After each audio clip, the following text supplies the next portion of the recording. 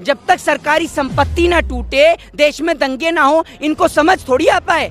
नीरव मोदी आ रहा है, ना जाने वो पैदल आ रहा है जो अब तक पहुंचा ही नहीं है यहाँ पर। एक वो नाचने गाने वाला सांसद मनोज तिवारी, रिंकिया के पापा, जो आपका वो हरियाणा का खटारा मुख्यमंत्री खट्टर, उनसे कह दीजिए 1 साल के लिए नेतागिरी छोड़कर खेती करने लग जाएं। जो एक 5,000 रुपए में एक मौलाना बिठा लेते हैं तो एक पंडित बिठा लेते हैं कि मोदी नहीं, ये इनके पिताजी हो, इनके पिता समान हो, जिनको व्यक्ति बोल रहे हैं। सारे के सारे चैनल भाजपा के हैं, अंबानी और अडानी के चैनल हैं, पौने 2 आंख वाले बाबा रामदेव के चैनल है। जिस तरीके से होटल के बाहर आपने देखा है ना, कुत्ते झूठी प्लेटों का इंतजार करते हैं, ये आज पत्रकारी को छोड़कर दलाली पर देश में आतुर हैं। ये है देश की दलाल मीडिया का हाल। लेकिन मोदी, इस वक्त हम मौजूद हैं राजधानी दिल्ली के सिंघू बॉर्डर पर, जहां पर लगातार किसान प्रोटेस्ट कर रहे हैं और तमाम लोगों की हम यहां पर राय ले रहे हैं। हमारे साथ यहां पर मौजूद है, आप अपना शुभ नाम क्या बताएं? मोहित शर्मा जी मौजूद हैं, हम इनकी राय लेना चाहेंगे। मोहित जी, जिस प्रकार से किसानों का प्रदर्शन चल रहा है, लेकिन दिल्ली की हुकूमत की आंखें नहीं खुल रही, क्या कहेंगे? देखिए, हुकूमत दिल्ली की नहीं, सेंटर की गवर्नमेंट है और मोदी जी की आंखें। और आंखें तो अन्ना हजारे जैसे लोगों की भी नहीं खुल रही हैं। खुलेंगी भी कैसे? एक व्यक्ति जो कहता है कि उसने 35 साल भीख मांग के खाया है, वो क्या जाने कि अनाज की कीमत क्या होती है। उसे तो वो भीख में मिल गया अनाज, इसलिए वो अनाज की कीमत नहीं जानता कि किसान कैसे खेत में अनाज को पैदा करता है और कैसे आपका और मेरा और देश से लेकर विदेश तक के लोगों का पेट भरता है। एकमात्र किसान वो व्यक्ति होता है जिसके घर की छत भले ही टपकती हो, लेकिन ईश्वर से हमेशा दुआ करता है कि ये ईश्वर मेरे खेत में बारिश होनी चाहिए, क्योंकि एक बार को मेरे घर की छत से पानी टपकेगा तो वो तो देखा जाएगा, लेकिन मेरे देश के लोग भूखे नहीं मरने चाहिए। ये होता है देश के किसान का दिल। लेकिन एक और देश के प्रधानमंत्री जी हैं जिन्हें इतनी सी भी शर्म नहीं आती कि देश का किसान सड़क पर है तो कभी मोदी जी काशी पहुंच जाते हैं तो कभी गुजरात पहुंच जाते हैं। आपको इतनी शर्म क्यों नहीं आ रही मोदी जी कि आपने किसान को सड़क पे लाके खड़ा कर दिया और आप अभी भी चुप और मौन हैं? लगातार यहाँ पे मीडिया का भी विरोध किया जा रहा है, कहा जा रहा है गोदी मीडिया, गोदी मीडिया। आपको क्या लगता है मोहित जी? आपको क्या लगता है? क्या मुझसे पूछ रहे हैं? आपको नहीं पता? सारे के सारे चैनल भाजपा के हैं, अंबानी और अडानी के चैनल हैं, पौने 2 आंख वाले बाबा रामदेव के चैनल है। ये सारे लोग, पूरी मीडिया, ये देश के पत्तल चाट पत्रकार, जिस तरीके से होटल के बाहर आपने देखा है ना, कुत्ते झूठी प्लेटों का इंतजार करते हैं, ठीक उसी प्रकार ये मोदी, अंबानी और भाजपा के चेले, ये पत्रकार जिन्हें देश का चौथा स्तंभ कहा जाता है, ये आज पत्रकारी को छोड़कर दलाली पर देश में आतुर हैं। ये दलाली के लिए सड़कों पर उतर चुके हैं। एक बात मुझे बताइए, एक और पूरे देश का किसान यहाँ बैठा हुआ है सड़क पे। कुछ चैनल तो इतने दलाली में मशहूर हैं कि वो दिखा रहे हैं चाइना और पाकिस्तान अभी भी। अरे आप लोगों को शर्म नहीं आती कि देश का किसान यहाँ सड़क पर है, जिसका बेटा सरहद पर है, उसका पिता यहाँ पर खड़ा हुआ है, और आप दिखा रहे हैं चाइना और पाकिस्तान। आप देश के चौथे स्तंभ हैं, आपका कार्य, आपका फर्ज है कि देश के किसान के साथ कंधे से कंधा मिलाकर चलें। लेकिन आपने जिस तरीके से देखा होगा कि एक बेटे के सामने अगर आप उसके पिता को गाली दे दें तो बेटे को तिलमिली लग जाती है। वही हाल भाजपा की दलाल और गोदी मीडिया का है।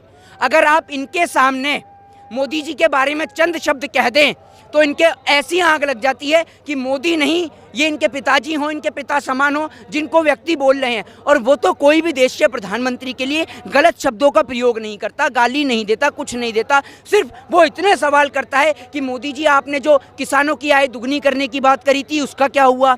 2 करोड़ रोजगार का क्या हुआ? वो 15 लाख का क्या हुआ? तो आप देखिए, नेशनल चैनल के दलाल पत्रकार उस चीज़ को डाइवर्ट कर देते हैं। और आपको एक बात बता देता हूँ, आज 5-5 हज़ार रुपये में नेशनल चैनल पर बिठालकर पूरे देश में कश्मीर से कन्याकुमारी तक दंगा कराने वाले ये पत्तल चाट पत्रकार, जो एक 5,000 रुपये में एक मौलाना बिठा लेते हैं तो एक पंडित बिठा लेते हैं। मौलाना पंडित को गाली देता है, पंडित मौलाना को गाली देता है, और इन दोनों के चलते पूरे देश में दंगे हो जाते हैं। और वो लोग अपने 5-5 हज़ार रुपये लेके और खा पी के भर पेट टुन होकर गाड़ी में बैठकर, गाड़ी भी ये चैनल वाले भेजते हैं घर तक, और अपने घर आ जाते हैं और पूरे देश में दंगा करा जाते हैं। ये है देश की दलाल मीडिया का हाल। लेकिन मोदी जी ने साफ मना कर दिया है कि संशोधन होगा कानून में संशोधन होगा, लेकिन उसे वापस नहीं लिया जाएगा। तो फिर कैसे बात बनेगी? भैया, संशोधन कर रहे हैं, समझ रहे हैं ना? सरकार की ईगो पे बात आ गई है, सरकार की नाक ना कट जाए, इसलिए ये लोग संशोधन कर रहे हैं। हम क्यों कराएंगे संशोधन?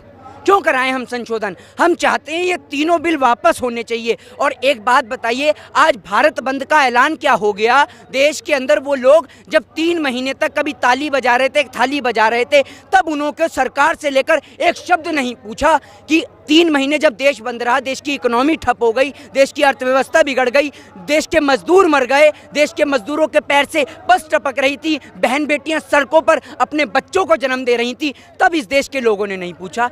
एक दिन भारत बंद का ऐलान देश के किसानों ने क्या कर दिया? लोग बता रहे हैं कि एक दिन के भारत बंद से क्या नुकसान है। मतलब एक दिन का भारत बंद इन्हें नजर आ गया, लेकिन 3 महीने का भारत बंद, अघोषित इमरजेंसी जो इस देश के अंदर लागू की गई, आप उसे भूल जाएंगे क्या? पूरे देश के अंदर इतने लोग मरे हैं। आप 2019 का आंकड़ा उठाकर देखिए, 10,281 किसान इस देश के मरे हैं 2019 के अंदर में। अगर आप इस आंकड़े को देखें तो प्रतिदिन मरने वाले किसानों की संख्या 8, और अगर इसके अंदर दिहाड़ी मजदूरों को ऐड कर दिया जाए तो ये आंकड़ा 16 के पार पहुंच जाता है। कभी आपने देश की सरकार से या अपने जहन के अंदर ये प्रश्न खड़ा करा है कि आखिर इस देश के अंदर कभी उद्योगपति नहीं मरता, व्यापारी नहीं मरता, बड़े बड़े बिजनेसमैन नहीं मरते, आखिर इस देश का किसान आत्महत्या करता तो करता क्यों है? इस बात के बारे में कभी सोच के देखा है? तो उसका कारण ये है कि जब इस देश के भगोड़े नीरव मोदी, मेहुल चोकसी, विजय माल्या जैसे भड़ुए इस देश का लाखों करोड़ों रुपए लेकर और बैंकों को दिवालिया घोषित कर कर देश से भग जाते हैं, तो उसको लेकर देश के प्रधानमंत्री, गृह मंत्री के मुंह से एक शब्द नहीं निकलता। और कोविड से पहले कहा जा रहा था, प्रधानमंत्री कह रहे थे नीरव मोदी आ रहा है, नीरव मोदी आ रहा है, ना जाने वो पैदल आ रहा है जो अब तक पहुंचा ही नहीं है यहाँ पर। और देश का किसान, दूसरी ओर देश का किसान बैंक से 10,000 15,000 रुपए उधार क्या ले ले, बैंक वालों को ऐसे तिलमिली मच जाती है कि देश के इस गरीब किसान की जमीन पर कब्जा कर लेते हैं, जिस कारण किसान डिप्रेशन में आकर आत्महत्या कर लेता है, फांसी से लटक जाता है, पेड़ से लटक जाता है। तो ये है, आज देश के अंदर हर 2 में से 1 किसान उधारी की मार झेल रहा है, देश के अंदर कर्जे से निपटा हुआ है। देश की सरकार देश के किसानों के कर्जे के बारे में नहीं सोचती। और दूसरी ओर देखिए, किसान पराली जला दे क्योंकि वो उसकी मजबूरी है, तो इनको पॉल्यूशन हो जाता है, इनको सांस लेने में दिक्कत हो जाती है। इन 50-55 साल के बुढ़ों को यहाँ पॉल्यूशन नज़र आ जाता है किसान की पराली से। लेकिन जब बड़ी बड़ी फैक्ट्री और इंडस्ट्री से जो धुआं निकलता है वो इनको ऑक्सीजन देता है, इनको बहुत अच्छी सांस आती है उससे, क्योंकि वो बड़ी बड़ी फैक्ट्री और इंडस्ट्री इनके नेताओं की चल रही है, इनके बिजनेसमैन, इनके उद्योगपति अंबानी और अडानी की चल रही है, जिस कारण इन्हें ना मिर्ची होती ना दर्द होता, जिस कारण से इन्हें किसान की पराली का धुआं तो इन्हें नज़र आ जाता है, लेकिन बड़ी बड़ी फैक्ट्री और बिजनेसमैनों का धुआं इन्हें नज़र नहीं आता। बीजेपी के नेता कह रहे हैं कि भारत बंद हुआ लेकिन सफल नहीं हो पाया। क्या ये वाकई है कि भारत बंद आज सफल नहीं हो पाया? इनकी नज़र में सफल कहाँ से होगा? ये दंगाई हैं। जब तक सरकारी संपत्ति ना टूटे, देश में दंगे ना हो, इनको समझ थोड़ी आ पाए। ये देश का किसान है, हर एक चीज़ की कीमत जानता है, क्योंकि ये जानता है रोटी किस तरीके से पैदा होती है, अनाज किस तरीके से पैदा होता है। ये किसान है, और जिस किसान के आप देख रहे हैं, किसान प्रदर्शन कर रहा है, लेकिन एक भी दुकान बंद नहीं है, क्योंकि किसान कभी किसी को हानि नहीं पहुंचाता, सरकारी संपत्ति को नुकसान नहीं पहुंचाता। कानून और संविधान के दायरे में रहकर इस देश का किसान सिर्फ इतना चाहता है कि हमारी आवाज़ सरकार तक पहुंचे। किसी की भी चीज़ को या किसी संपत्ति को हानि पहुंचाना किसान का उद्देश्य नहीं है, सिर्फ अपनी बात को सरकार तक पहुंचाना ये किसान का उद्देश्य है, और अपना ध्यान सरकार की ओर आकर्षित कराना ये किसान का उद्देश्य है।